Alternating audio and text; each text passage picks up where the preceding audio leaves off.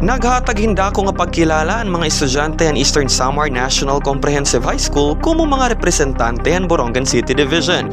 Kahuman makadaog hinda mo nga pasidungog at 2025 Regional Science, Mathematics and Technology Fair.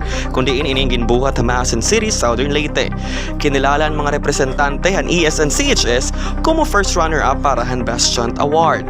Para naman ang individual category for Robotics and Intelligent Machines, nadagaan ni Jahara Montes kaupo din iya coach kay Sir Edwin Abubo ang Best Project and Best Presenter Award.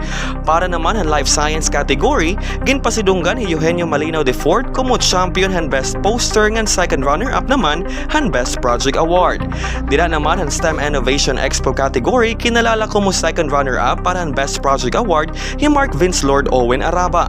Samtang para naman ang group category ng STEM Innovation Expo, kinalala como first runner-up para ang Best Project Award ang grupo ni Rachel Bungabong, Elaine Corre, ngan Cassie Casiliano, pinaagan supervision ang era coach nga Himam Roland Grace Fabula.